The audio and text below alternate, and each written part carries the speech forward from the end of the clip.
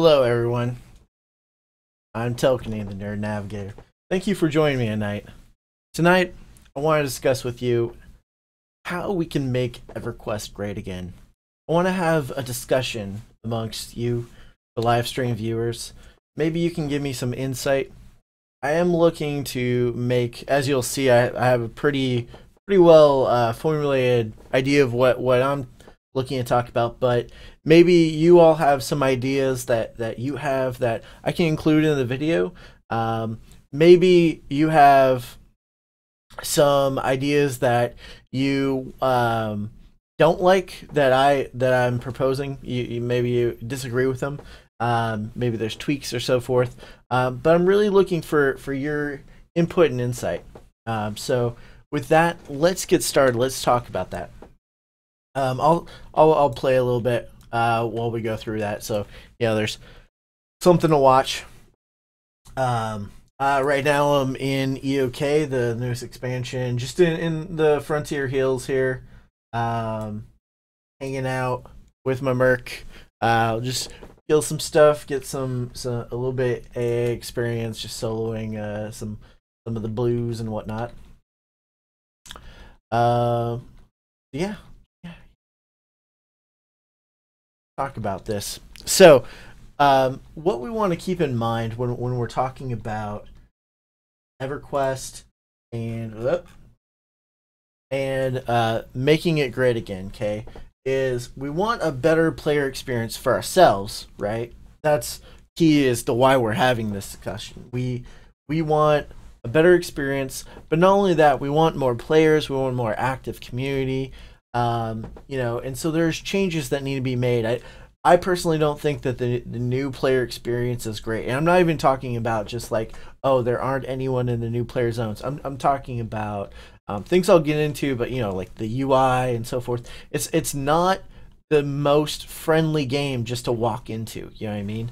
I'm a master of the UI now, but it took years, and I follow what updates have been made to it because I buy each expansion and play them for at least some amount of time, So that's one of the key variables, I think, is when we're talking about making it great. So we want a better player experience. For us new players, we have to think about people just coming in.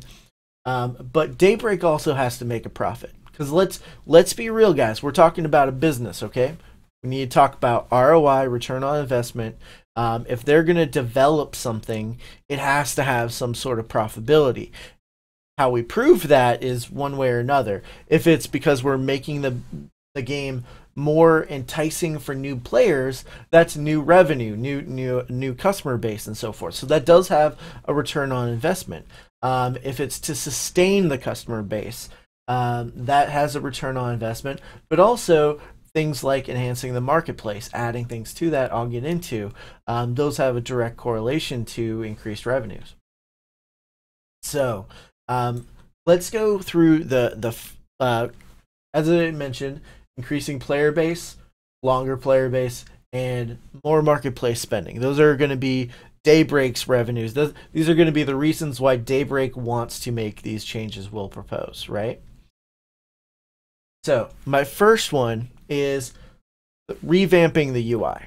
As I mentioned, it's hugely important for getting new players and for even returning players. I think most of us we're accustomed to it if we're already playing the game, but there's people that use the custom UIs, and that's great. That's always an option. Will you ever stream Black Desert online or ever think of playing it? It's possible that one day I could stream Black Desert online. I do play the game. I have a few level 50s. I don't have really many over 50. I think maybe I have a 51 Ranger. That's about it. But yeah, someday I might play some more Black Desert online.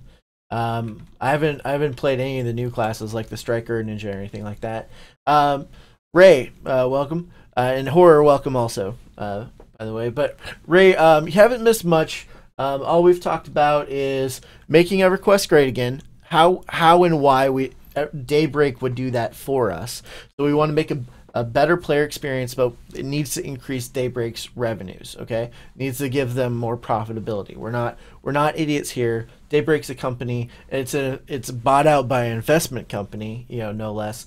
So they're gonna want to see a profit increase, right? So how to do that? Increase player base, longer player base commitment. So playing it more times. You see your subscriptions, not canceling and so forth, and then more marketplace spending. So we're jumping into bettering the UI experience, revamping it. So the first thing I would do is change the dynamic of the chat. Okay, I have 3 chats that I watch on a regular basis, and one up here that has a bunch of crap that I don't watch, but I need my log to be generating because of game parses and all that kind of crap, right? But in that chat, I don't even have it set up optimized. I need to move mercenary spam over to here anyway. But I have mercenary spam going. It just spams and spams and spams. But this is my main chat where I read everything, and so forth. So what I think they really need is just one window with tabs, because I don't need to look and see what's being spammed, how much AAs I have at any given moment. Like, if I need to do that, I would click on it, right? I have it there just because it's not convenient to stack these or anything like that. But I think they should have tabs. I can just click on it if I want to see, oh, how much AA did I get from that? I just click on that tab, and maybe that's the loot and experience tab or something like that. Then maybe there should be a spells tab and maybe a combat tab, okay, for like melee, damage shields, that kind of stuff. At least you can separate that. Now, granted, give them full customization like we have here. Let me, if I want 2 windows, if a player does want that, then they can add their own tabs how they want it, just like we do now. Anyway, that's I think that's one of the first key steps, because a player coming in, first thing you get is you have a window, right? And it just immediately gets filled with combat spam. That's your first player experience. Is you don't even see general chat, you see combat spam, and you don't know what to do with it. You don't, because you're a new player. You don't know what's going on here. Why is there 100 million like lines of text going on, misses and hits and whatnot. Like, so if that was a combat tab and not the general tab, it would make so much more sense.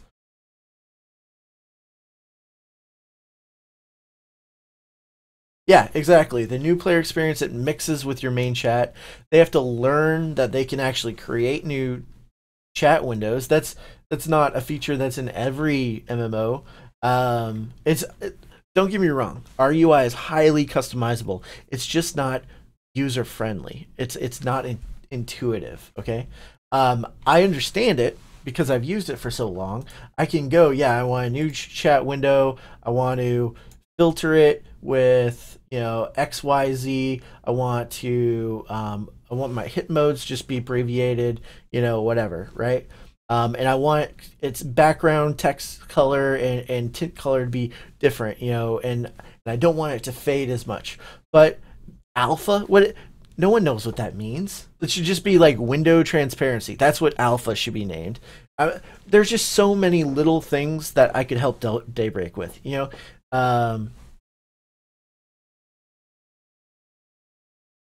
should play P99 in a smaller window simultaneously. That's funny.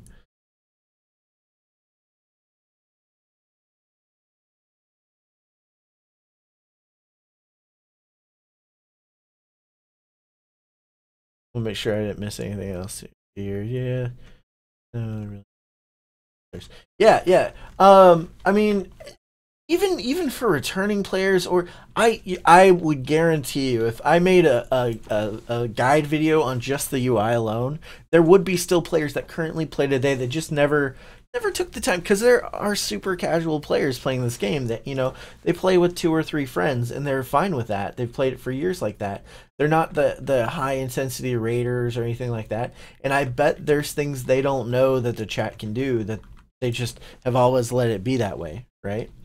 Ray, I'm on front of eye right now.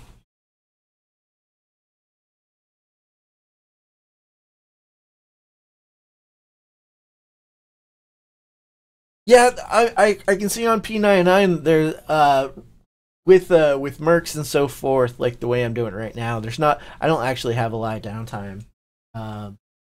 It's my downtime's mainly that I'm reading chat and going through different things.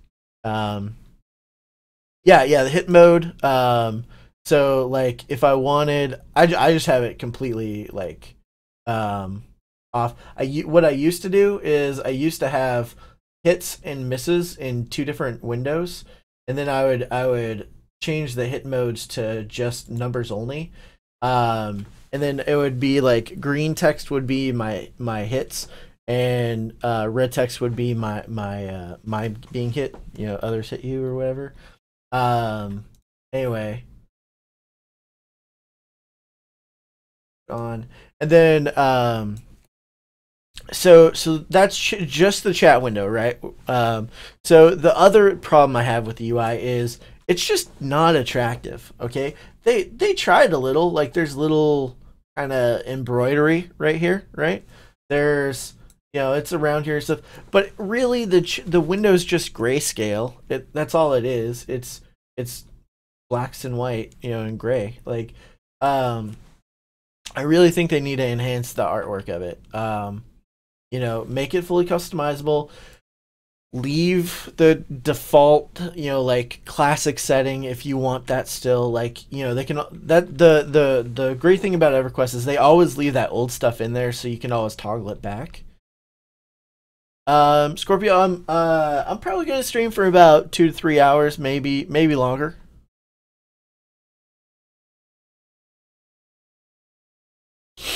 See, but Ray, what we have to get them to realize is that how impactful the UI is.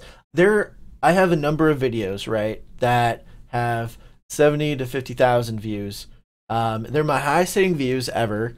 And they're about EverQuest, and they're about like my EverQuest review and like new feature, like it's a feature guide to EverQuest through the ages, right? And both of those people have, like, that don't even play EverQuest, gone, you know, I might give it a try, but that UI is terrible. It's just terrible. I would never play that just because of that UI. Literally, I swear to God, there are comments like that. And so that's one of the reasons why I think it's one of the biggest issues. Yeah, you could do class themed. I think that would take a lot more time investment than Daybreaks would even be willing to go. I'm not on Twitch. I'm kind of solely on YouTube. It's just I originally just made YouTube content, right, and just decided to try out their live streaming, and I'm like doing it so far. You know, I like that it automatically embeds that video onto my channel anyway. So it was kind of my compromise, because I was not making content as quickly as I wanted to. And this way I can make content kind of on the fly as I'm playing a game, that can still be content for people to digest. Because I'm still a guy that works 9 to 5. You know, whoop, there goes my camera autofocusing. I'm gonna turn that stuff off real quick, guys. I don't know why it always changes to autofocus, but okay. Sorry about that. All right, so that was not paying attention there.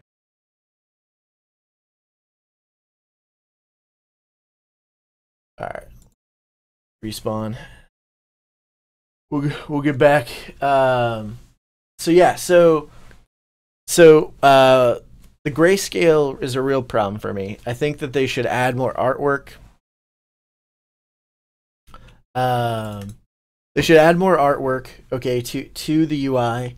They do have an awesome thing where you can add your own UI. That's great, but new players aren't going to do that. They don't know where to go to. They don't know there's a website called eqinterface.com, right?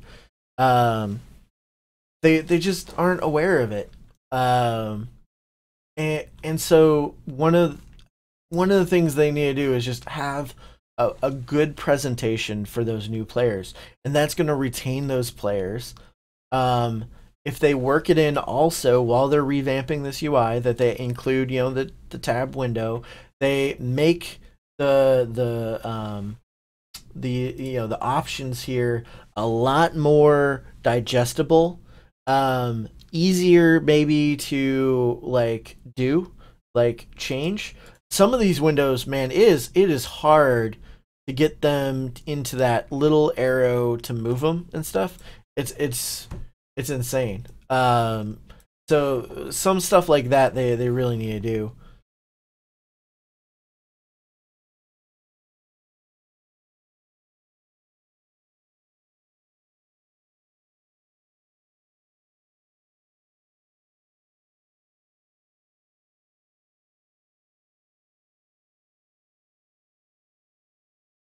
Yeah, right. No, that's completely understandable, man. Yeah. If you're playing on Agnar, there's no reason to pick up the newer expansions. What's up, Reaper? How you doing tonight, man? Let's see here. And who else? What else? Luca. Deaths. Yeah, I died. I need a. I just wasn't paying attention. Yeah. I'm getting back to the spot I was at.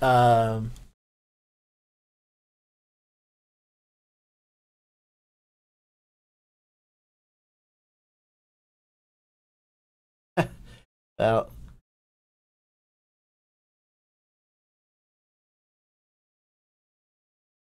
to each their own with the political stuff. I was just, yeah, it's a good slogan.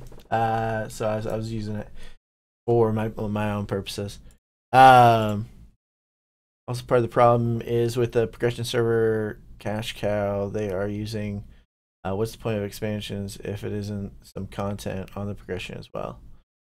Yeah, I think Agnar is only the real one that's actually going to limit them in the expansion purchases. Even what's its face? Even Finnegal will eventually get to EOK, so eventually you still will buy the new expansions. Thanks, Sergio. I appreciate it, man. Reaper, we'll get into that, man. I promise you. We'll get into talking about some death stuff. Right now, we're talking about revamping the UI for better returning players, new players, and making the game more attractive as a whole. Playing, you know, currently it's just the grayscale. Let me go troll real quick here. Not I'm trolling somebody. I'm just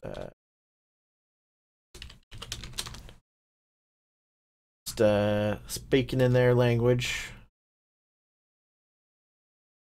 since I doubt they're Elvish. All right, where did I put my corpse? Here.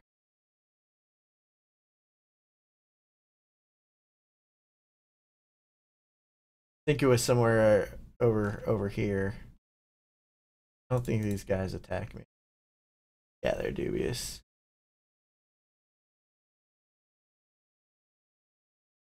Well, didn't I die like right here? Oh, this place all looks the same. Let's be real. We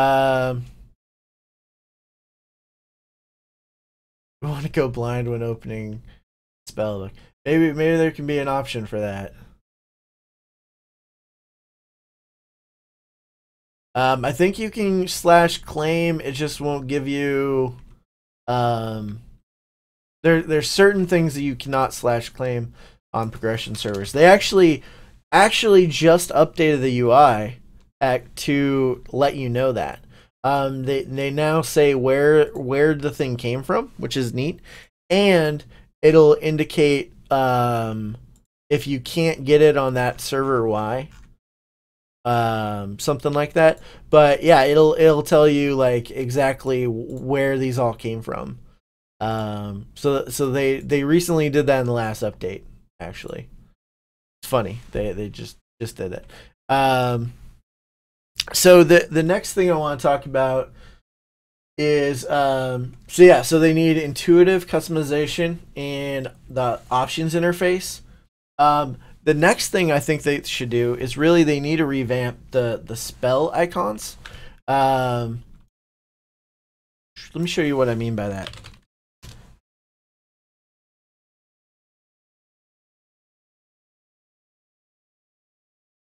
I'm just gonna get to a spellcaster real quick. The spell icons really, in my opinion, need a revamp. They keep using the same icon for similar abilities, but they really should distinguish the lines, I think, a bit more. Not every ice spell should have the same icon and so forth. Not every heal should have the same icon. They should have different icons. You should be able to tell which one they are at a glance, not just because of what color they are or something like that. So I have a few. We'll just go to this heroic character that I've never played before in my life. I got this with the latest anniversary. So let's see here. Any sort of bet rewards you occurred over the years, so forth.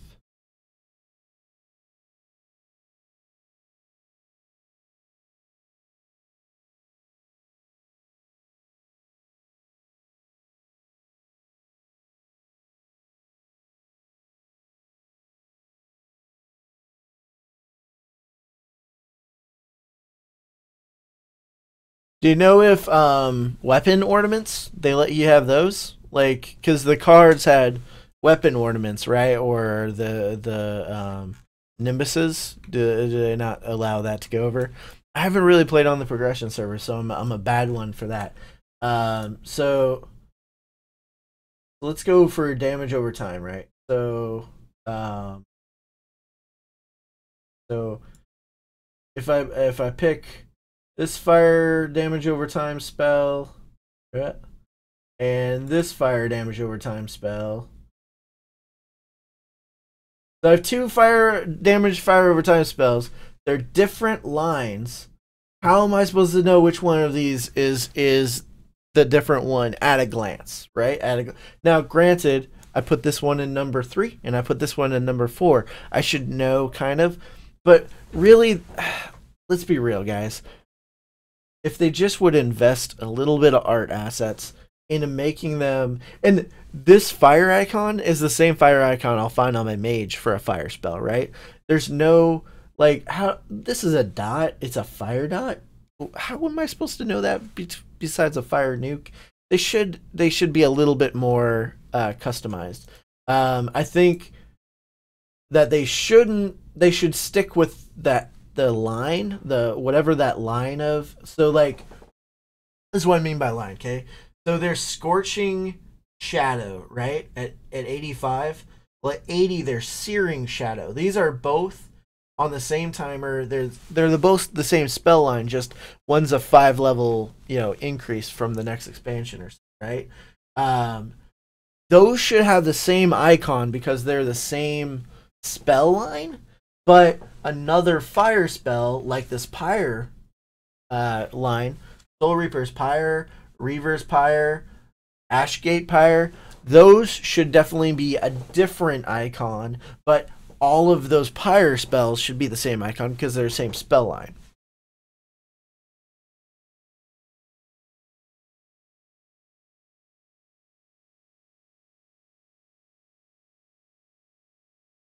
Damn it, scroll up a little. Because they need some older obsolete spells that have been improved from the spell books. Can't memorize older ones anyway. Just confuses me on the restart of a character. Change it. They won't update spell. They think new character models will never come. Sentinel was Tate, which protected me. Which so messages. All right. So I agree that they won't upgrade the graphics engine. What I'm just saying is these spell icons, I know players even make them. Man, just get an intern, you know what I mean? To change them. Like, so here's the thing about business, right? As long as you can hire free labor, as long as they're learning something within that industry, okay? It's a golden ticket for internships and so forth, is you get cheap or free labor. Usually it's pennies on the dollar, but they get experience within the industry that you may not get because you can't get a full-time job because you don't have the experience. Get an intern, start cranking out some art assets. Daybreak, I'm talking to you, and get those spells updated, man. Get the icons, have them just crank out a bunch of spells that are different looking for the different lines of the 100 or so. So there's a low cost, right? But it will improve the attractiveness of the game for new players. I won't get confused at the 20. So all these heroic characters, right? One of the biggest problems is no one knows the class because they didn't level up with it.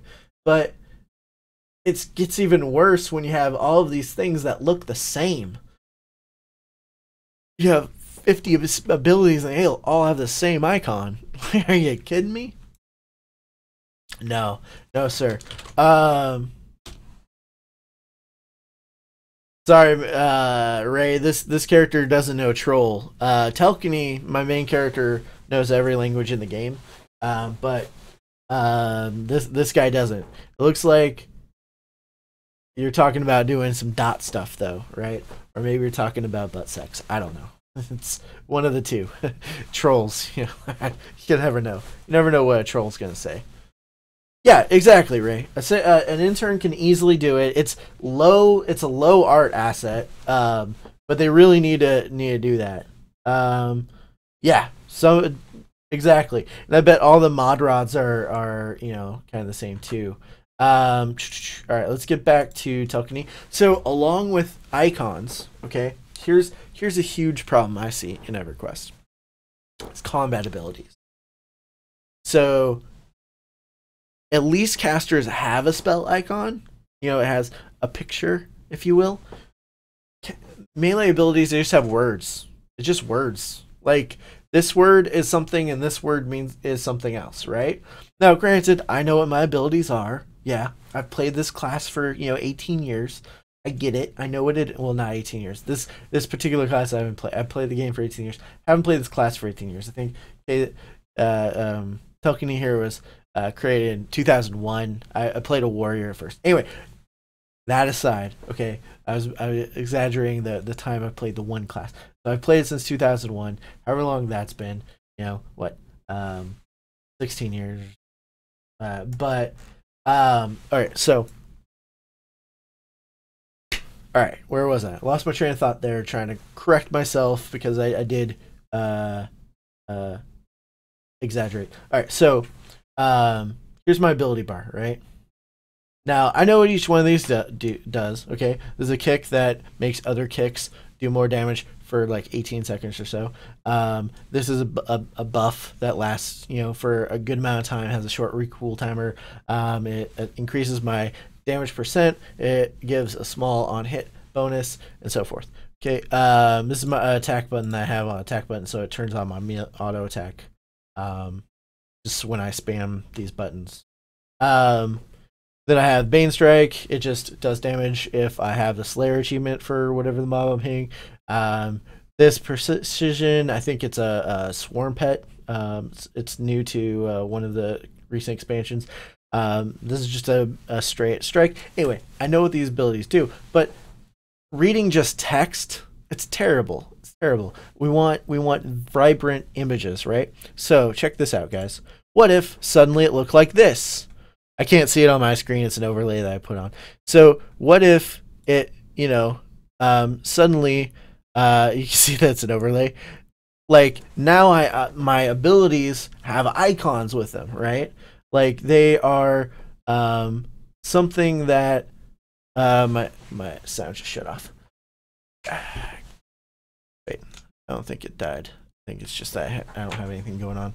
Let's put on some music, a little bit of music while. I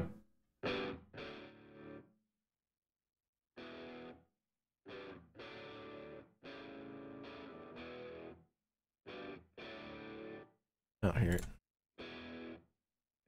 Anyway, yeah, they're WoW icons. I just went to Wowhead. They make it real easy to copy them. Put new batteries on. So one of the things that I'd want to see is in addition to, come on, man.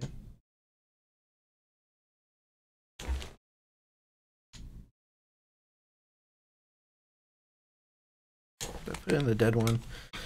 I'm just not paying attention to anything tonight, guys.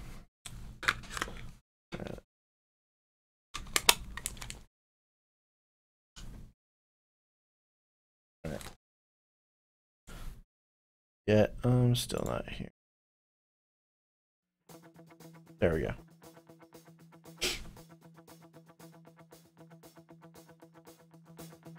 All right.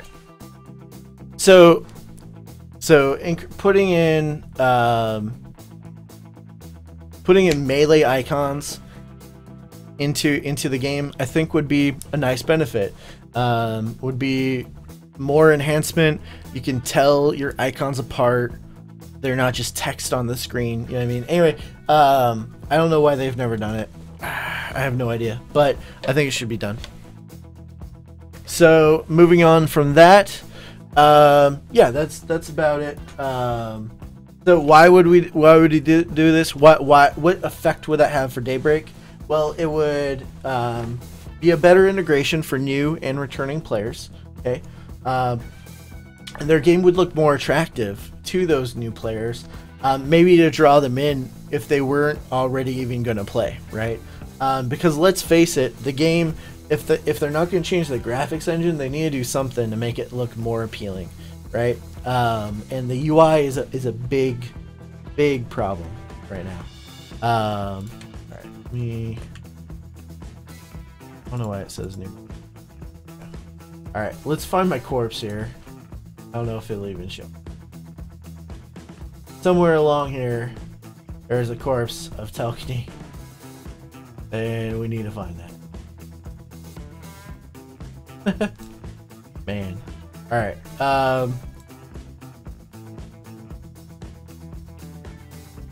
didn't go up there, did I? So let's move on to the next feature I'd like to introduce to you guys. I talked a little bit about this before in a previous stream. Hardcore mode. Okay? Hardcore mode is the idea to bring back the classic EverQuest feel that P99ers and some veterans dream of. Now, not everybody wants this, okay? Let's be real. Some people do actually current day EverQuest, okay? Exactly, Reaper. Yeah. Coming back over the years, it is overwhelming, right? It's just a lot. There's so much there. You don't know what to do with it. Like, what is this mess? It needs to be better placed. It needs to look good so that you just don't feel overwhelmed. It should be streamlined to what you need at that given time. Anyway, I digress. So hardcore mode. If this guy's, I swear I was on this side of the zone. Maybe I wasn't. Maybe I got turned around. Maybe I was on that side. We'll look on this side now. All right, so hardcore mode. We want to bring out that classic feeling, right? That P99ers like. Bring that crowd back in. So how to do that? Okay, we want to increase mob damage. So the way I envision hardcore mode is it's an option when you go into a zone. You could go into the hardcore version of that zone, or you could go into the normal standard version of that zone.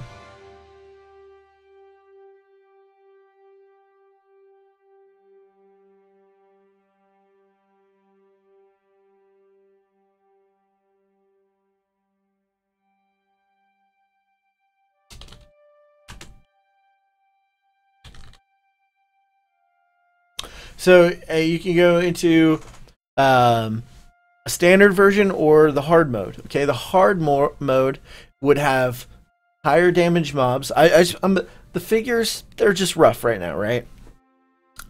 The math Daybreak can do.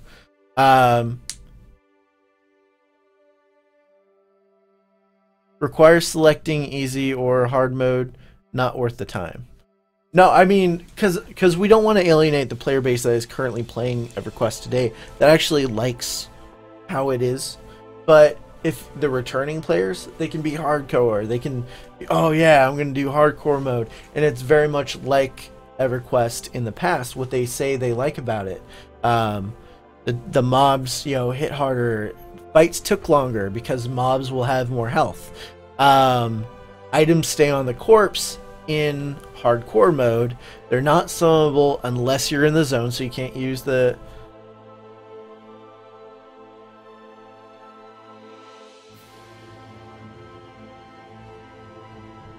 I assume you refer to losing corpse, my bad.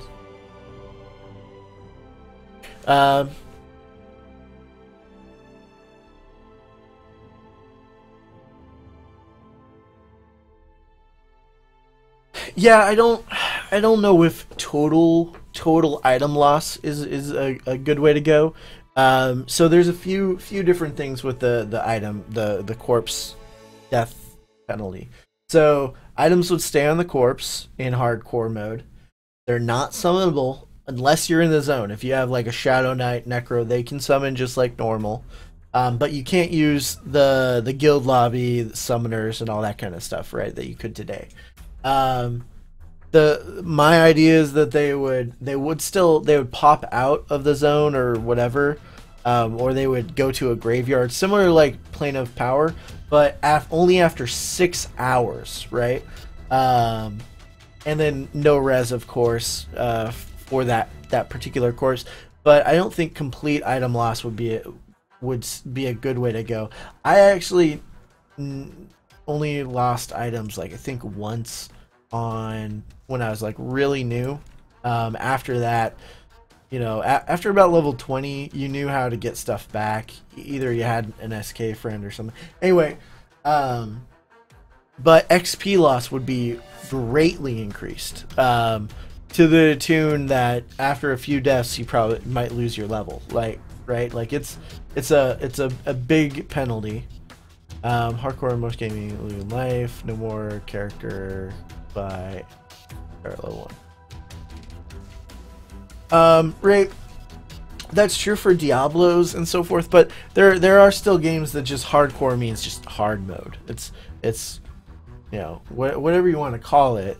I think hardcore mode is just more a better ring to it, if you will. It's a selling point instead of just saying hard mode.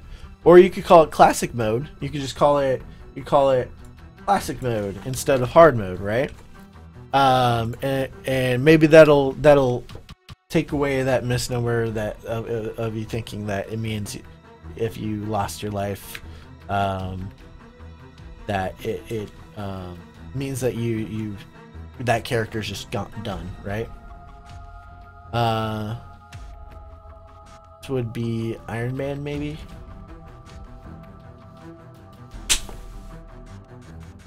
Got a spider. A literal spider just came down. Okay, so XP loss, and then as Reaper, I think it was it you mentioned slower regeneration rates. So yeah, I think you said like waiting 10 minutes or whatever. So we could take out the rest system and slow down the regeneration rates, or let's even see what that no rest mode even looks like. You know, you could do play testing with that, right? Bring back Regents. Is this Ultima Online, man? Regents? What are you talking about? Are you talking about like Paradots and stuff? Aren't those still in? I thought some spells still required those. Maybe they don't.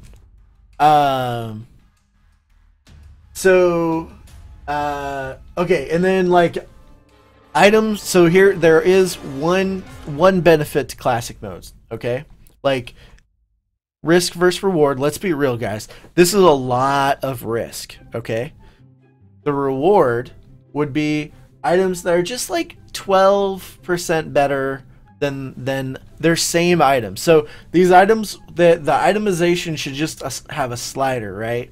That they just slide 12%, the item's a little bit better.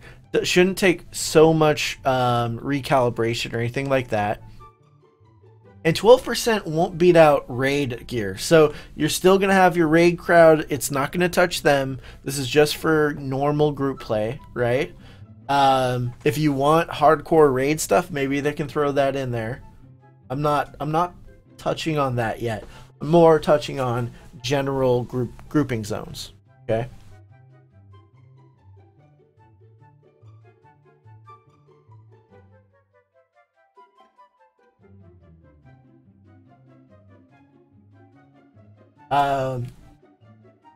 So yeah, so the one benefit would be the items that drop there would be slightly better, right?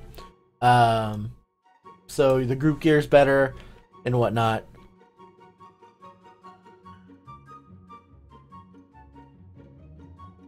Yeah. You can make the classic mode like there's named, but they're like long timers, right? The rares are rarer and so forth. For sure.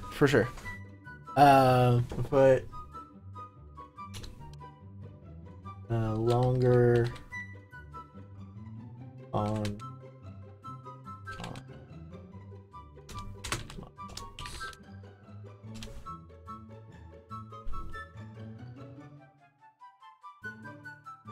All right. Hey, Chad, it's going great. We're discussing ideas on how to make EverQuest better for the player and more profitable for Daybreak. That's what we're doing. We're doing tonight. I don't have haste. That's a problem. Get that. So we have all these features, right, for our classic mode. Getting dropped items, the asterisks. So why would Daybreak want to do this, right? Why would they invest in creating this mode? Well, for one thing, it could be an expansion feature, right? This could be the big feature in their next expansion. But I think it would be a huge incentive for returning players and maintaining that player base. Finishing up Hate Fear Raid tonight. Okay, cool, man. You guys doing good on Agnar? Maybe my corpse is over here.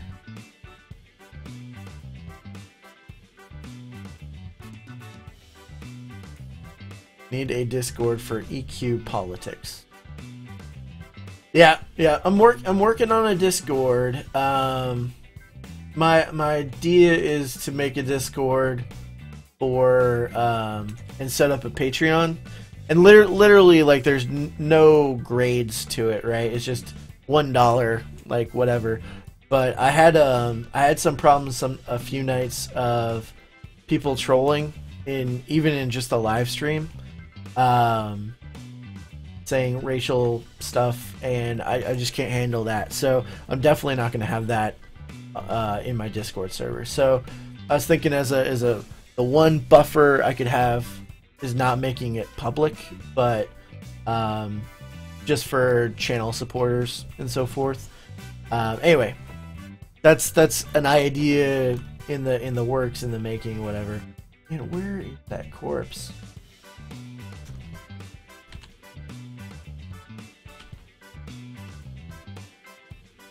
Oh well. Bet A incoming. One nice things about having bet A, man. Where is expedient recovery? For those that don't think that high levels like face XP loss, that was about a bub worth of XP. Just saying.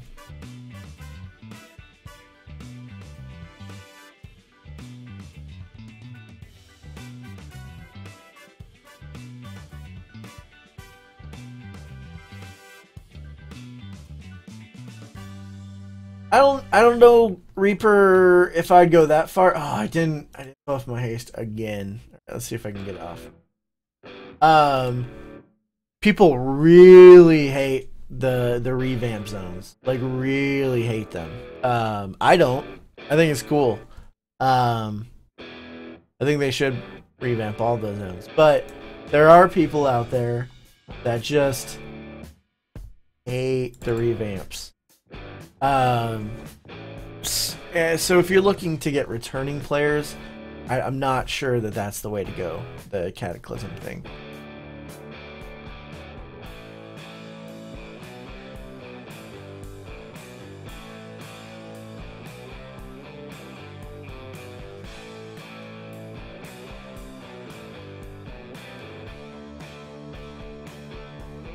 I think the revamping new zones is in a kind of like a time investment they wouldn't do.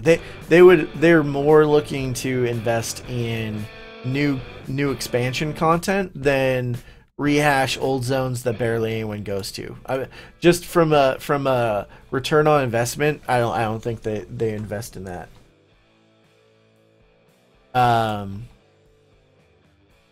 So let's go on to the next topic here.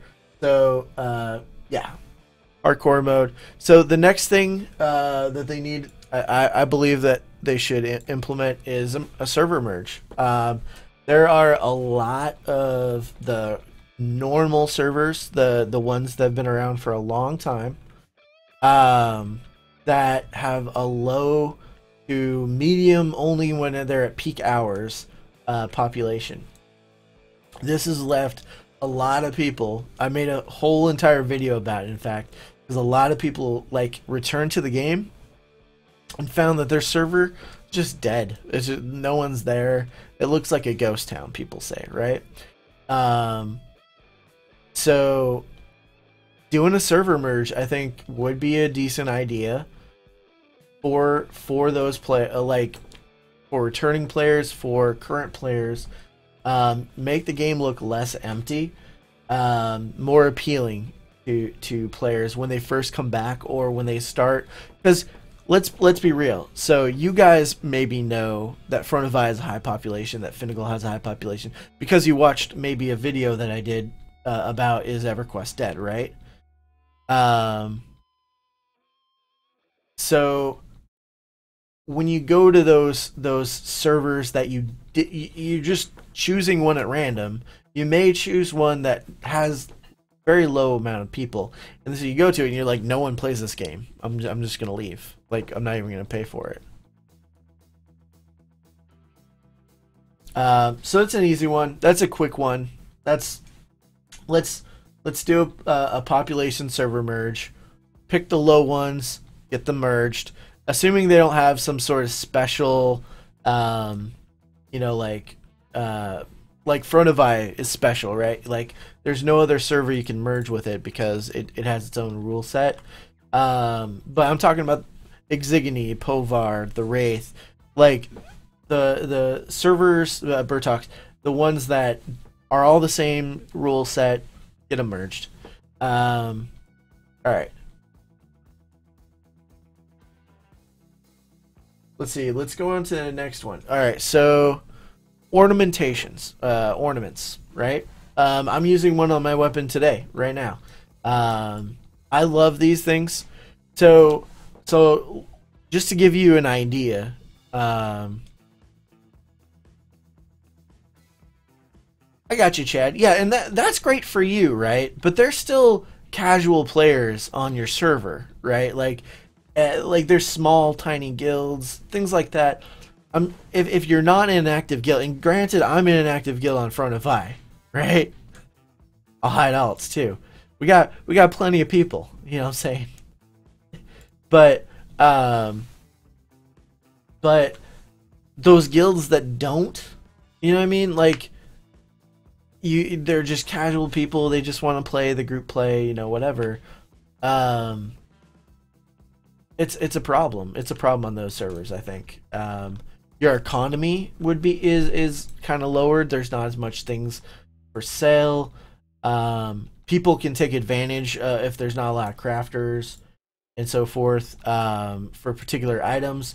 So I'm just saying that it's a good idea. Anyway, so moving on to ornaments. All right, so there's a limited amount of ornaments in the current store. In that there are ornaments that are always new. They're not existing models. They're new models. Some are good. Some are bad. Some are player studio. Some are not player studio. There's varying degrees of good and bad. But there's thousands of weapons in the game. All right, and I can tell you, I've bought quite a few ornaments in my day. So as a revenue source for Daybreak, right? An easy return on investment because they don't need to create new art assets. They're already there in game. Is look at some really awesome weapon models that they have in past expansions and throw them on the marketplace as a type. Was it 20 or 21? One's armor, one's weapons. You know what I mean? Type 20. Throw them on the marketplace as a type 20 specifically. Oh, I hate those the AUG ones or the container ones, like the crafting. Hate those. Yeah, I would buy a type 20 rather than buy a crafting one on the market with plat, even if I have a lot of plat, which I do. I would not. I love these type 21s where you can just swap them in and out with whatever you want. You know what I'm saying? But that's me. I think what they would consider a whale in internet terms. I spend a lot of money on the video games. Okay, but I can tell you, I haven't spent a lot recently on EverQuest. I was thinking in the video that I'm going to do, I'll even show the chart of my own spending because they have that account history where it shows you how much you've spent on the game, right? And I'll do it by month over the years and see how much it's like gone down, I think, in the more recent years. Because there's just not new cool stuff. I think the last cool marketplace monk items I got was this really cool staff, which I like this series that a player did, and then there's I don't even think I hold them on me anymore because monks don't use hand-to-hands anymore. I don't have them on me. There's these hand-to-hand weapons that are one of the only hand-to-hand weapons I would ever buy in this marketplace. They're so cool looking. I'm going to show you guys just because I like them. Hand-to-hand, and yeah, these guys right here.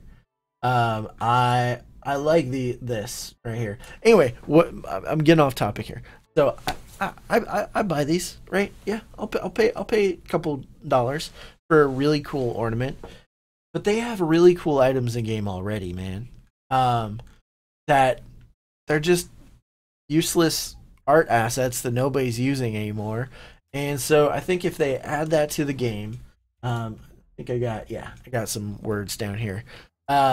They wouldn't need to hire new artists, or they wouldn't have to spend the time making those new art assets. All they have to do is go in their database, make a new item, put the graphic for the whatever item they're looking at, and I'm sure they have a copy and paste at this point to make it an AUG 20.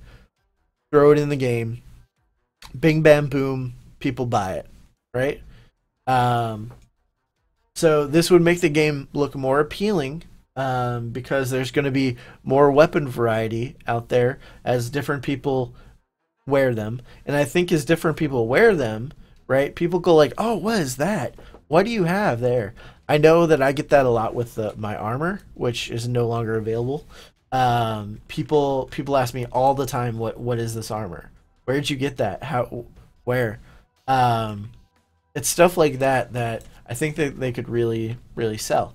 Um, why we would want that is because that increases their revenue, which gives them more development power, right? Um, to make other things. Now they're gonna definitely pocket profits. That's what their investment company Nova Scotia was gonna do. But this would give us the players more content for very little time.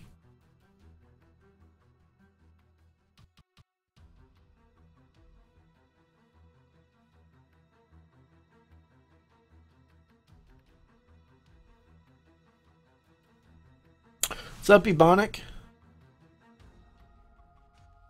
See what were you saying here? Okay.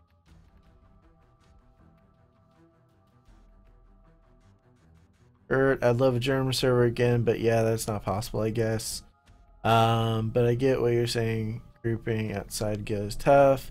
Ebonics, my nuclear power plant friend, said, they just need to drop the subscription-based model, in my opinion. I'd go back if they did. Find that paying the subscription fee to be a waste. I'd like to solo or play with mercs. Finding a group is nearly impossible. So, Ebonics, I wouldn't agree with you. Oh, Chad, you don't like the Wormslayer model? I like, that's one of those classic ones that I just love.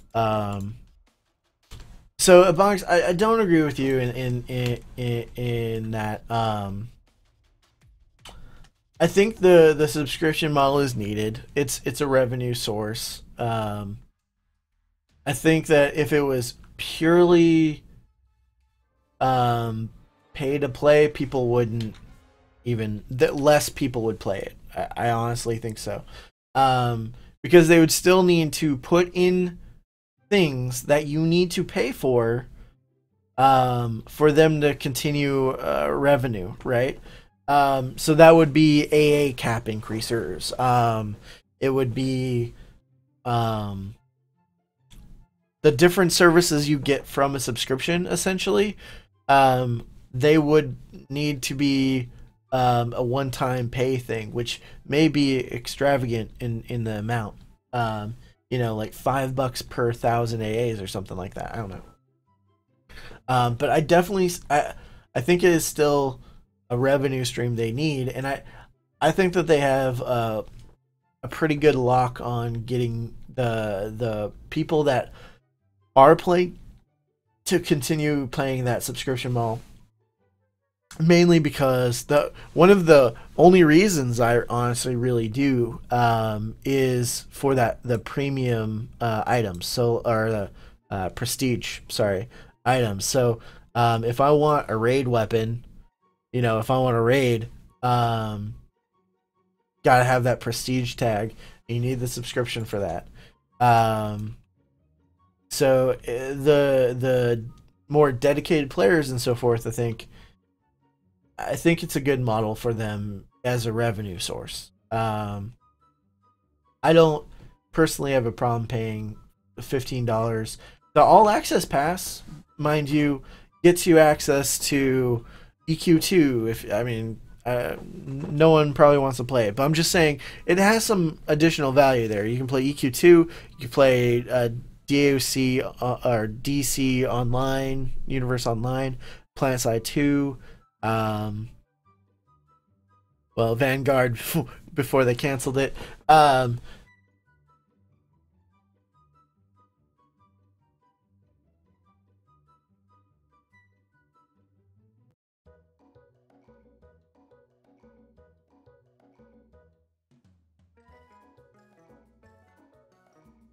like Guild Wars 2, only the game shouldn't be as bad as Guild Wars 2. Yeah, that's the problem, isn't it, though? The problem with Guild Wars 2 is I don't think that you pay enough. I honestly don't. I think that they would come out with more content if they charged for that content. And I think that's their problem. They don't come out with expansions regularly enough to pay for the costs. I think NCSoft pockets that money, doesn't put it elsewhere. So I don't know, but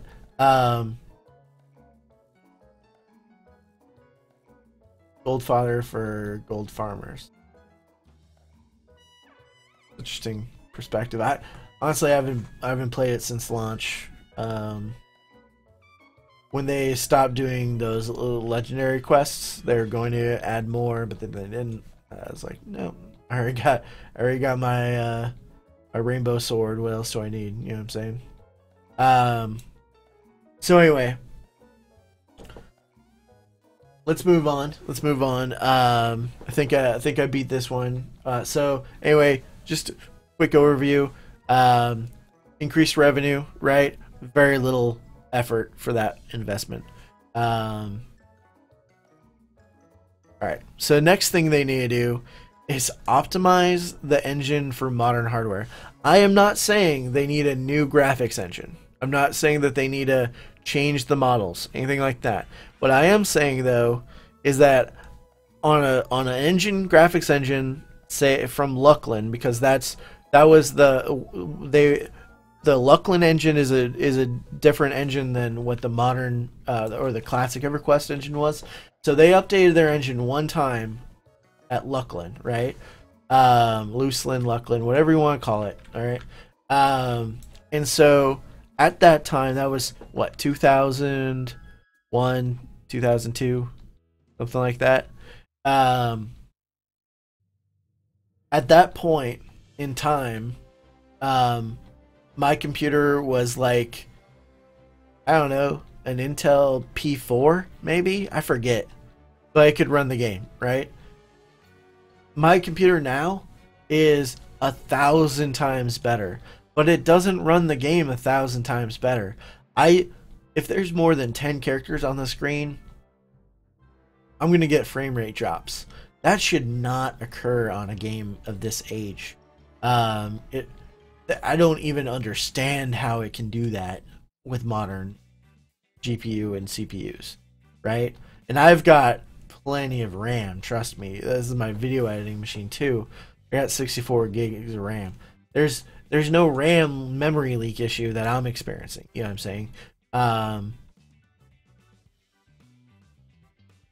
yourself into... Yeah, I can see that.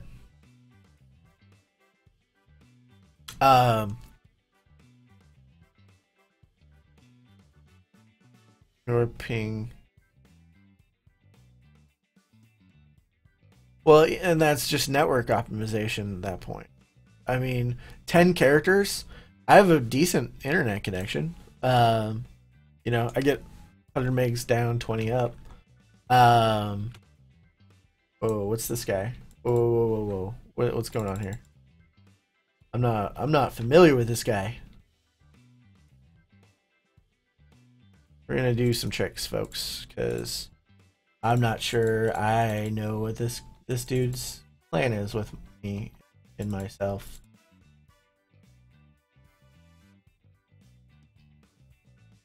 Or if, because I've been just killing trees. You know what I'm saying?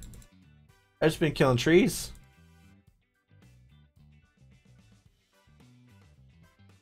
Guy dead.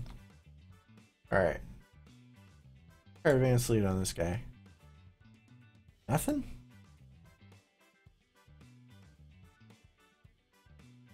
That he's he drops a collectible? Alright. I don't know what that guy. I'm killing.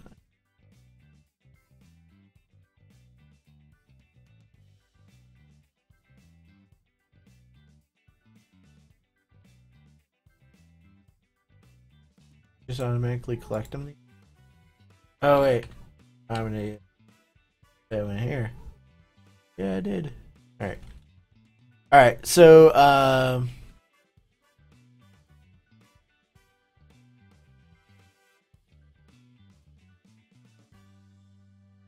yeah. Oh, maybe I'm just in a new area.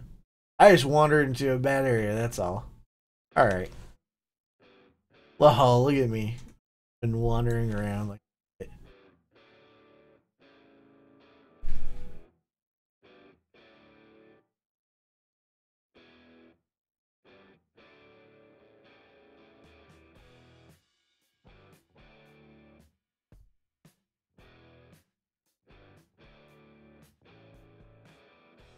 Go back to our trees here. Man, you guys are getting awfully chatty while I was having some problems there. I gotta catch up with y'all. You start fighting a tree and we'll catch back up. Ray, we're talking about their internet infrastructure.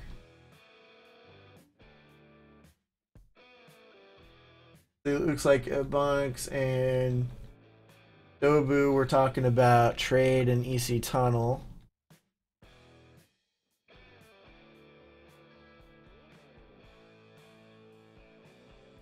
They did it the way more convenient, especially if you say and a star had a lot of like EC Tunnel. All right, that makes sense. Debro is talking about evil races having a hard time in EC Tunnel. There could probably have been a better place maybe for that to happen at. Maybe one without guards or neutral NPC or something like that. Know your KOS everywhere. Let's see. Good, big deal. Boats. People in Marno still currently spend together.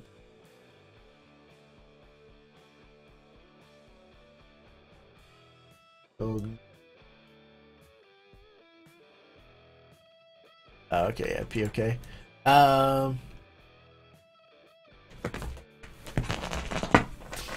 Alright. 1 second, guys. I gotta let my cat out.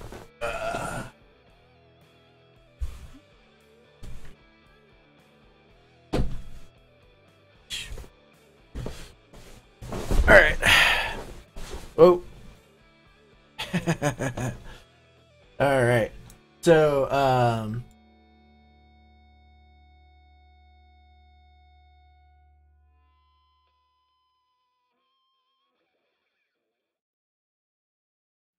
go back. Do the thing here. Okay, so definitely need to just optimize engine. All I'm saying is that with modern internet connections, modern hardware, there really should be no reason for any sort of lag in this game engine, like at all. Except for that it's just not optimized for modern technology. It really isn't.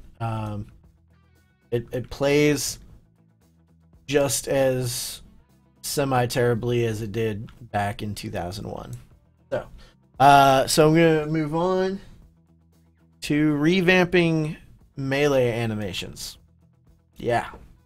So one of the big things about an MMO when you're playing it and so forth is the feel, the impact that you have while you're playing it. Okay.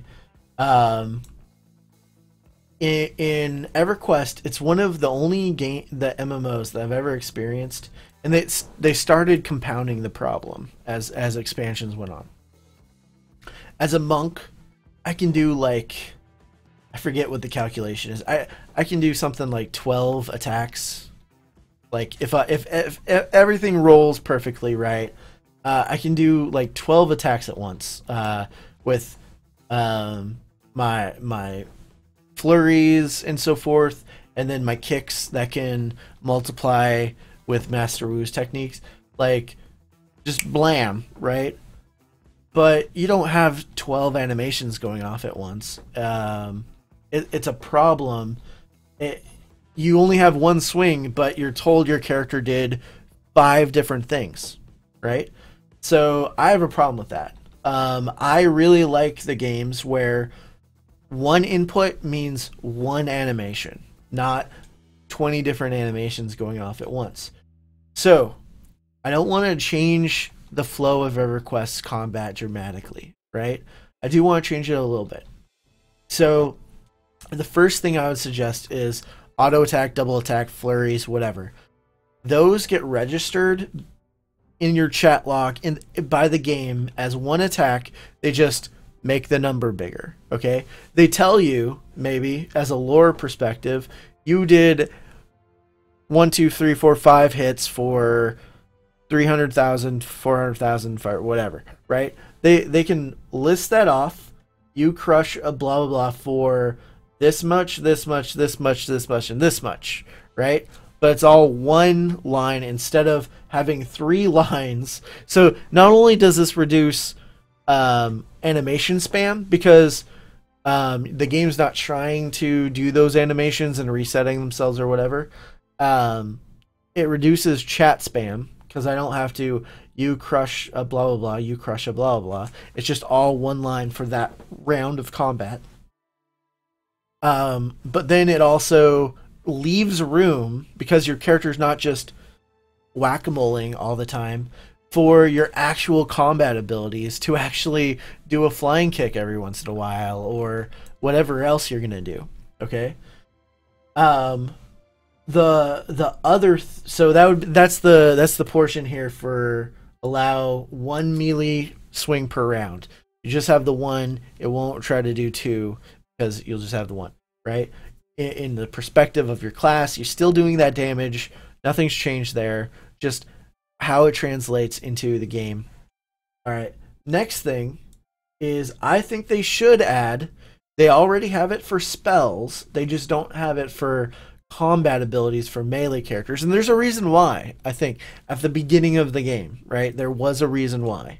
And that's because you only had one ability. You had kick, you had bash, you had flying kick, whatever. You could only use that one thing, like every, 10 seconds or 8 seconds or whatever. I've been trying to go back, but I'm so lost, Lyle. I haven't played since 2007. Yeah, there's a lot that's been put in the game since then. I made a video about all of the features they've added for each expansion in order. And if you're looking at just even 2007, there's a whole lot of video there, because they've added so much. And I didn't even cover all the nuances. Like, I'm talking the little stuff, right? Like, I bet if I open this up, you wouldn't know how to use this thing, right? Right, Ebonics? Like, what is going on with all these buttons? What was happening here? But what they did was they added a guide where you can pick whatever zone you want to go to. You can even search it, right? Like, you can put in the name. I want to go to Plane of Fire. I don't know if that's gonna do anything for you. Maybe just Plane. But I want to go to Plane of Fire. They're not going to call it that, are they? 'Cause it's like Doom something. Gosh. All right, we'll just say Innovation. So I want to go to Plane of Innovation. So my start zone's that, and I want to set the end zone to be Plane of Innovation and activate a path. And then it puts a path down, although I might not be able to do that in this zone. In some zones you can. They do have these tech tips, which is cool if people actually read them. Anyway,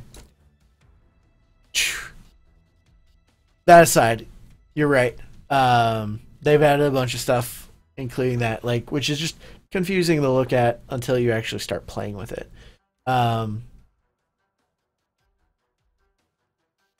So, going back to my topics here. So I want to add a global cooldown to melee combat. All of these guys should have a global cooldown. I'm suggesting. It should just be like a second or whatever. But here, let's illustrate this with a new mob, right? So I go up to a mob, hit attack, right? I'm just melee attacking right now at this point. But if I hit my spam key, which I have all of these set to the same key because why not? I can do it because there's no global cooldown. I hit it, and they just start all going off easily, right? No problem. I have no rotation. I just keep hitting this, and they'll just keep activating because they're just gonna go off. They can all just go off. Boom, done. I don't like that. It's not engaging. This isn't fun for me.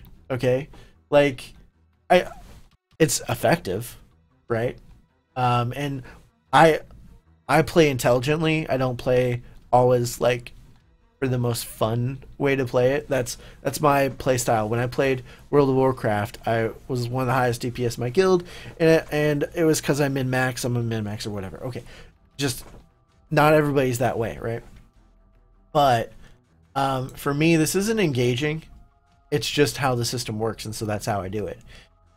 What I suggest is just like spells. If I was a caster, they have like a second cooldown or 1.5 seconds or something between spells, global cooldown. They should do that the same way for combat abilities.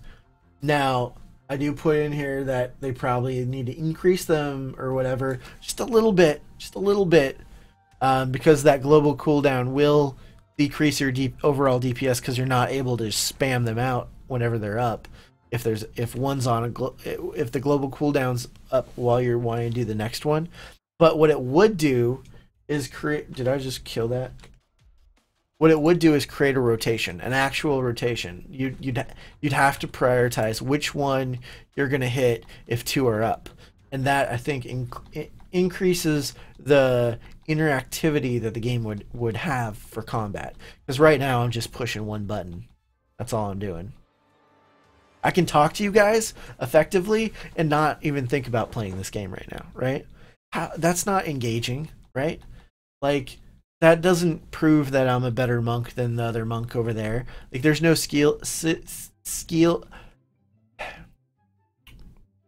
there's no skill ceiling for that. There's no indication. It's just everyone can set up their bar like I do and do the same amount of DPS. I would prefer to have to do the work of going like, okay, that's up. All right, Shuriken's up. All right, okay. Oh, now I got two. Oh, three. Okay. I want this because, and then I need to do this, but instead I can just spam them, right?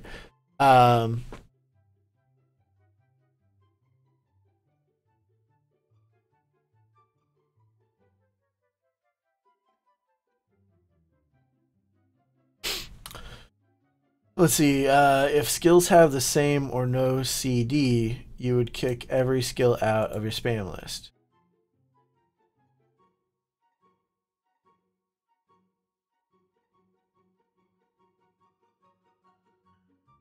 So skills still have, they all have their own individual cooldown, but there are times when multiple are up at practically the same time. A global cooldown would fix that rotation.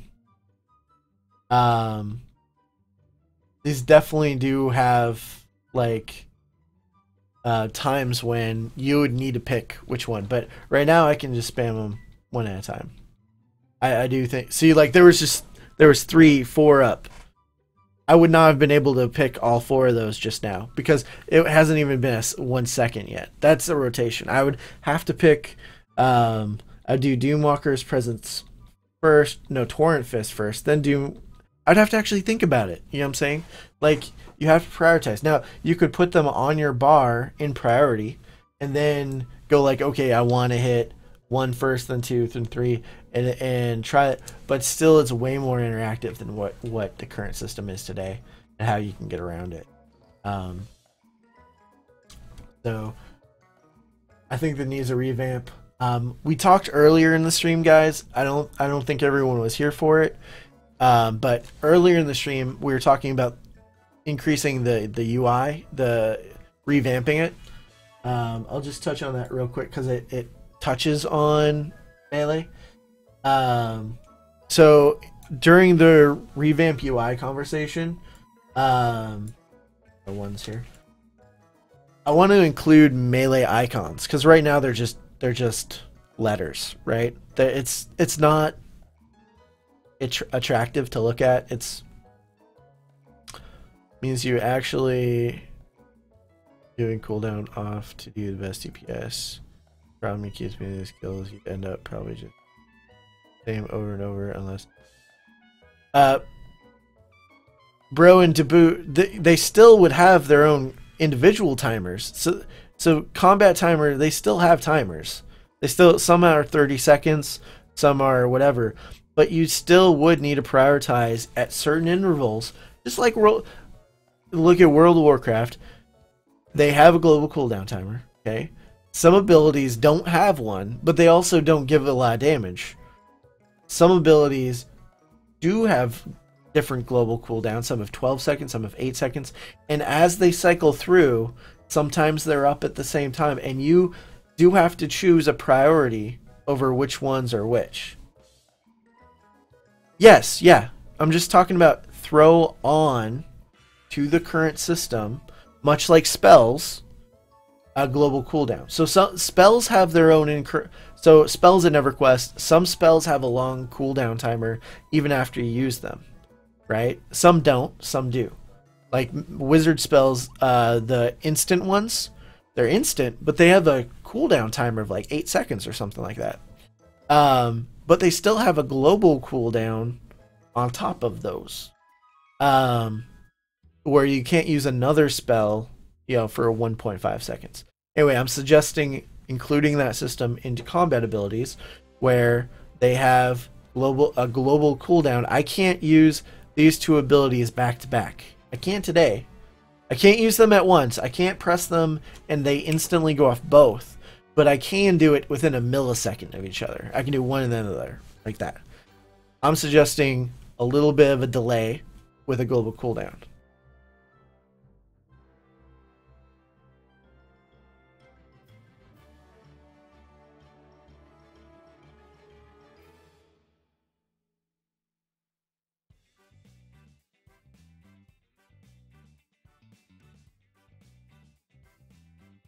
I mean, you can add in ones that maybe don't have a global cooldown, like flying kick.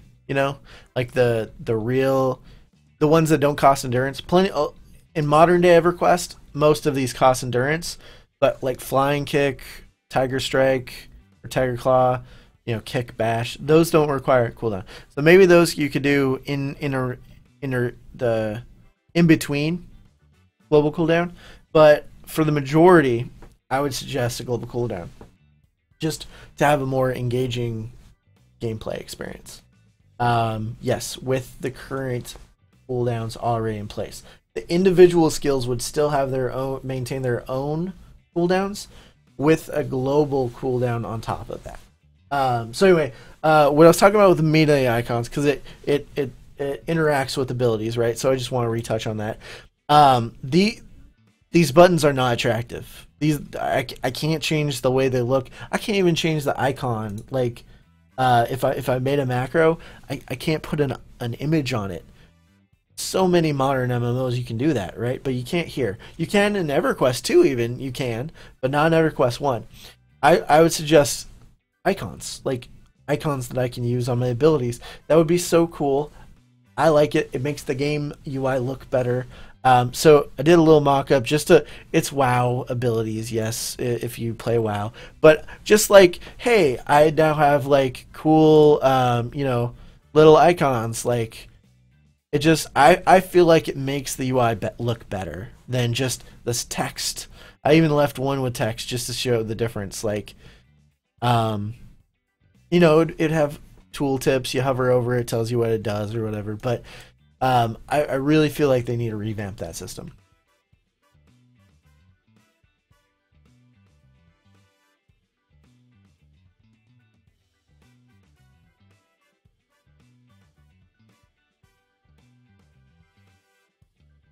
Yeah, to burrow. It would. I'm not saying it's a complex rotation, granted, but it would be a rotation. I have 8 different abilities here, at least.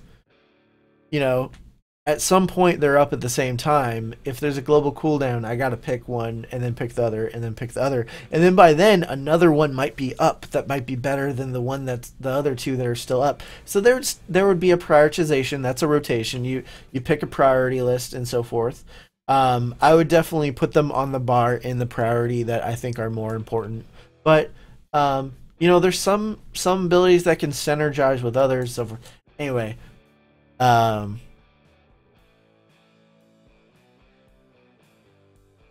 Minishon had a priority system in WoW, and you could do a spam macro. For the most part, but nowadays in WoW, it's a lot more complex than that. You can't just use just one macro because you have to pay attention to your storm strike charges, and if those are up, then there's a different priority than just the normal. Stormbringer does this amount of damage. Versus, anyway, we'll get into that. But at the end of the day, right? I feel like it would make for a more engaging system. That's I'm not looking to decrease melee DPS. I certainly play a melee character. This is my main. I just want a more engaging system.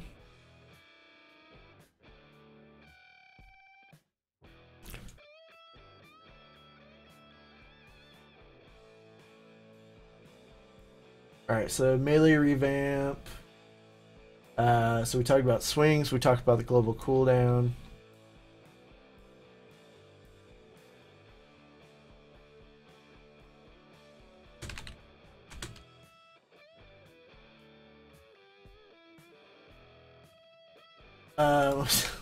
See, I just push one, man.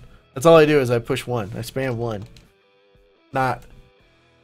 In its current form, it needs something. That's all I'm saying.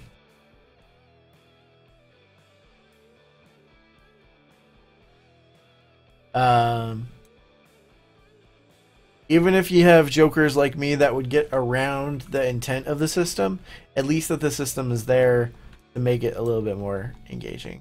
A little bit more dynamic, if you will. Anyway, so the next thing I'd want to do is fix combat log. I'm back in.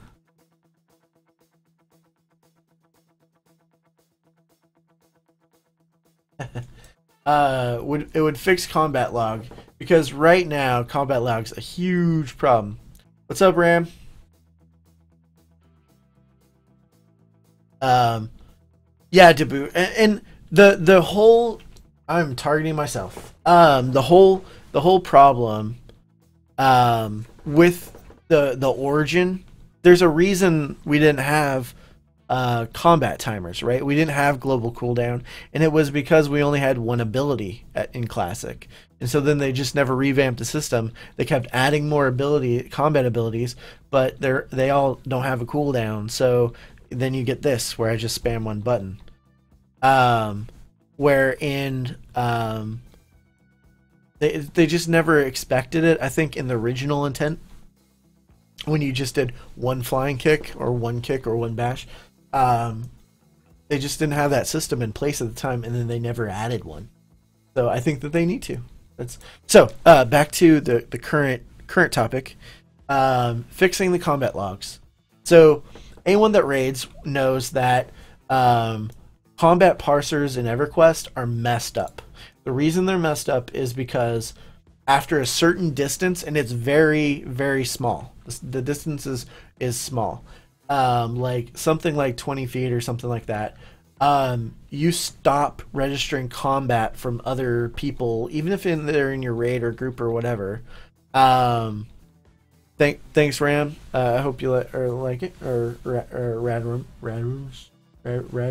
Radrooms.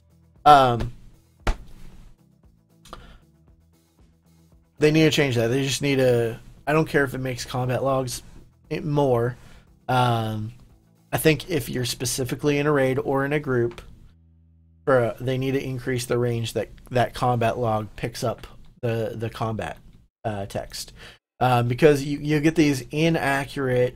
If a caster is parsing, then none of the melee get on the parse. Or if they sometimes that they do, but not during the whole fight, so it looks like they didn't do half the damage that they really did. Other times, you know, it's the melee that's doing the parsing, and then they don't get all the wizards and the mages that sit in the back. So all the mages and wizards look like they didn't do anything.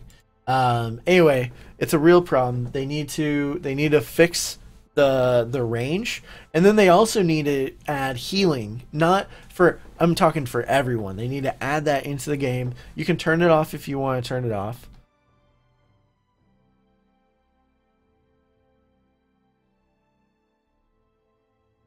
I don't know of a way of syncing your data with other people. In the scheme of one person is doing X, Y, or Z. Generally, everyone's numbers are a little bit different. I just think the solution is making the whole scheme bigger.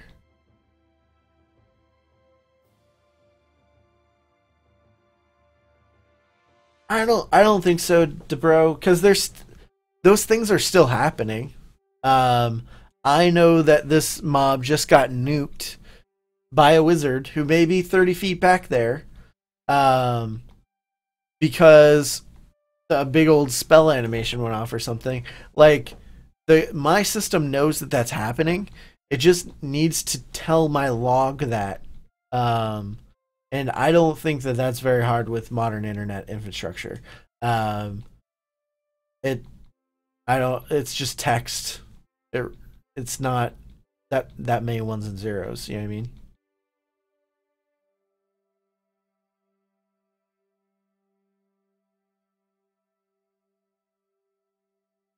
And that's the other the point I touched on with melee, like how it'll have like five different things of that melee. They need to condense that into one thing. I touched on that earlier too. Is the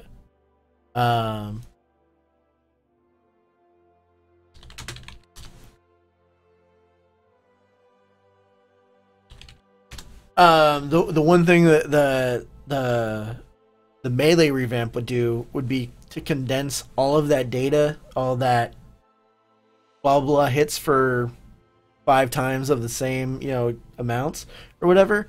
It would condense that, so there'd actually be less spam than there would be for that. Which means if you drop a wait until it can be causes a delay.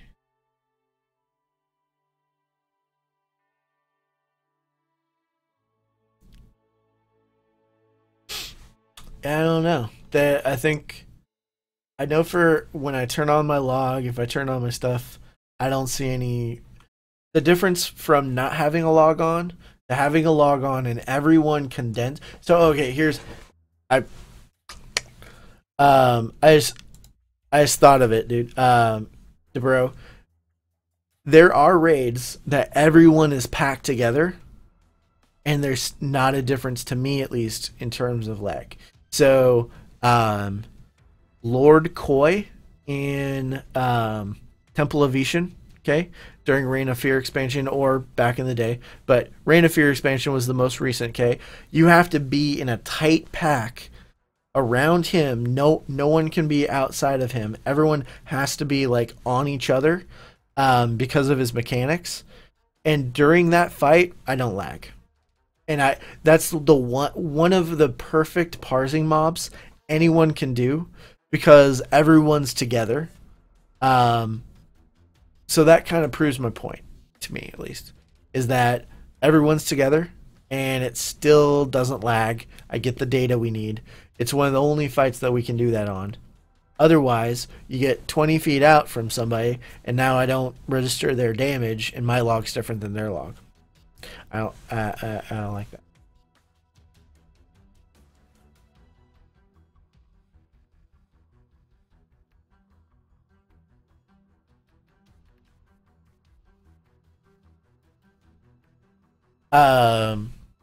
So anyway, so yeah, fixing the log. It's just the last little bit. I think for raiders and so forth, that pay attention to logs and so forth. That would be the biggest impact. So, just a review for anyone that hasn't been around. So we talked about.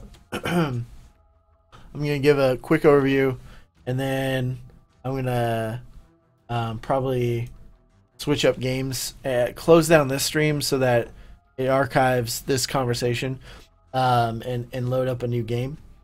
But I want to just give you guys a brief summary for those that have just joined us. There might be still people like Ray. Ray, are you still in chat? I don't know. Or Reaper. Some of those guys may still be around that have gone through this entire spiel. But so I'm just going to give a brief summary. So what we were looking to do during the stream was to come up with ideas. I'm gonna put out a video soon with a lot more detail and so forth. Think of like my feature video or my EverQuest review. But I was using this stream as a way to get input, and I've gotten some good input from several people and so forth.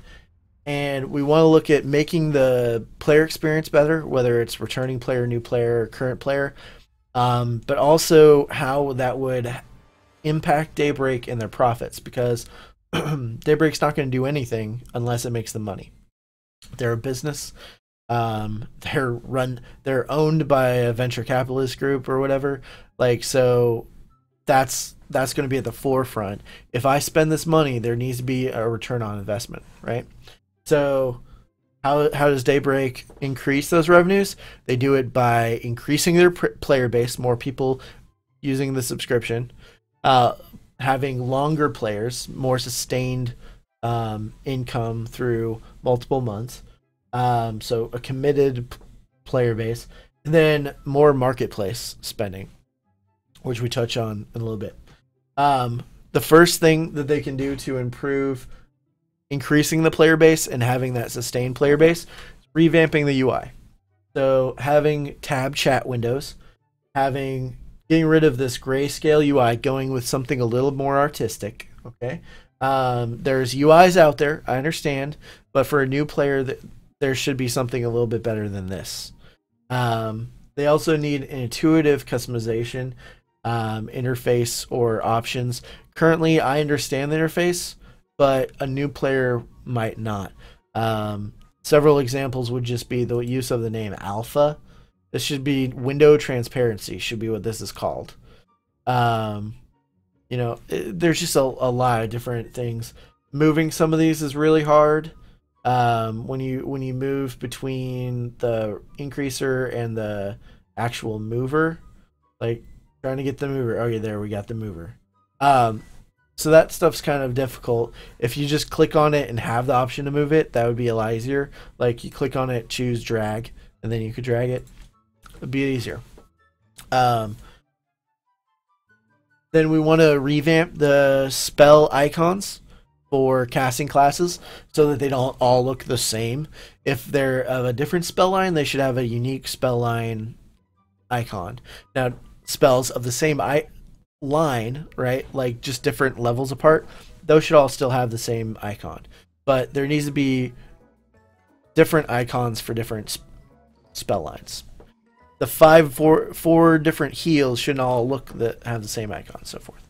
Then I wanted to introduce melee icons, because at the moment they currently are just texts, so it would look like that. I'm clicking on and off, and have actual spell icons for melee. The next, so the reason why that would be better is for better integration for new players. It would look better. It would be easier to adapt to, and for returning players. And it just makes the game look more attractive, less dated, which is one of the biggest hurdles of getting a new player to try EverQuest for the first time. It's something that has been commented on a lot of my videos from non-EverQuest players. The next idea for gaining returning players, keeping them around, is introducing a classic mode to EverQuest. Classic mode would be an option you could choose when zoning into a zone that would put you in a classic version of that zone instead of a normal version. The difference on classic version is that mobs do more damage, they take more damage, and that their health pools are bigger. That items, when you die in classic mode, your items stay on your corpse. Your corpse is not summonable unless in the zone. You lose a lot more experience. Regeneration rates are slower. If not, the rest system is completely not in classic mode. And longer respawn rates for rare mobs.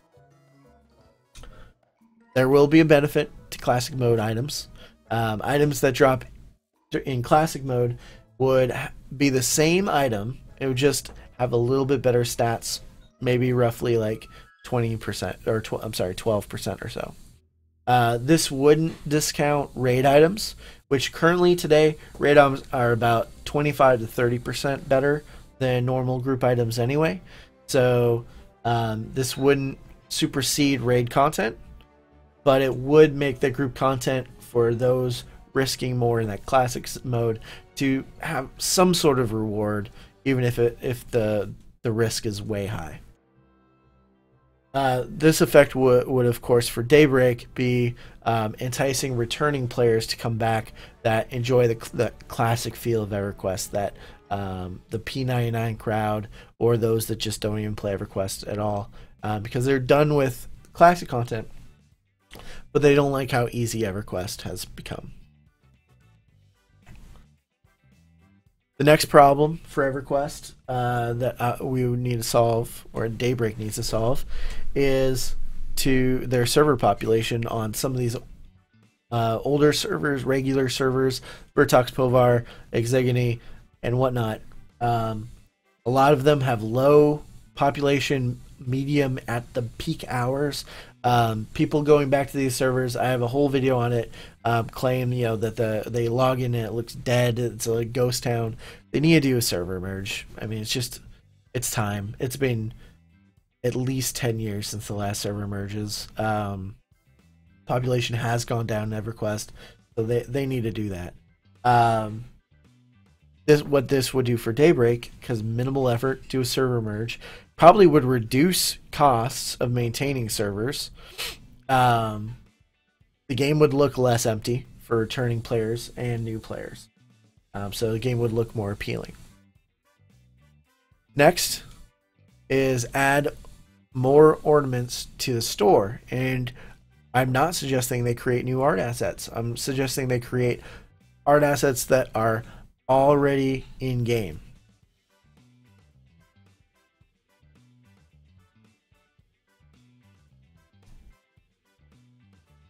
I got you, Debro, and I'm sorry, man. I'm just going through the summary now, wrapping up the stream here. I'm just going through every point that we made during the stream. But I do appreciate all your feedback, man. So, no need for new art assets to be created. They're already in the game, so the items should be easy to make. Just copy and paste template, pick the item that you want to add to the marketplace, make it a type 20 augment that you can slot into a weapon, bing bam boom, sell that on the marketplace, people's going to buy it. I'm a whale in EverQuest. I buy a ton of stuff off their station store, but that's been on the decline for quite a while. There hasn't been anything new piquing my interest.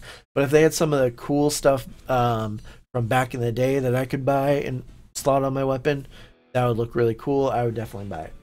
So this will make the game look more appealing, more weapon variety in the game, because currently there's only what's ever in the store and then what's current for content.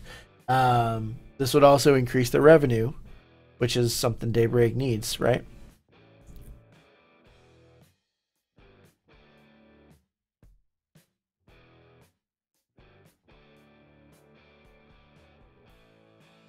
Then they need to optimize their engine for modern hardware or modern internet. There was a discussion that it might not be the game engine that's causing lag and stuff like that, but actual just the amount of players due to packet sent or something like that.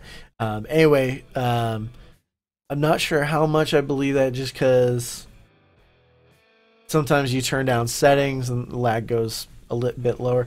But anyway, that said, there just needs to be some optimization done. I don't think that it's optimized for current modern day drivers and whatnot.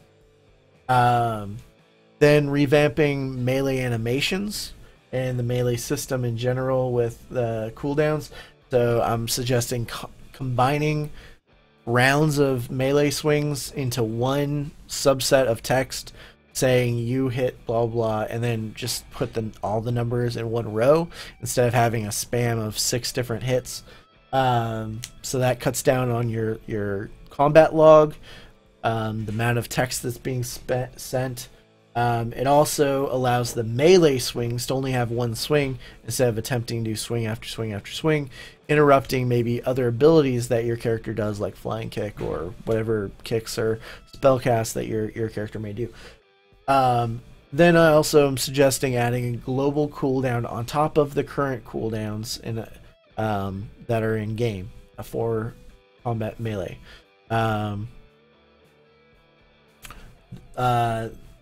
May need to increase a little bit just to keep class balance up across the board, because you're introducing a slowdown in how often you can use a combat ability. But I think that would make the game a little bit more dynamic for melee classes, where today you just spam one button and it hits everything and they just keep going off and there's no real thought to it at all. And then lastly, fixing the combat log, the distance of the problem for raids and so forth. And then there you have it, guys. Those are the ideas that'll be in the video.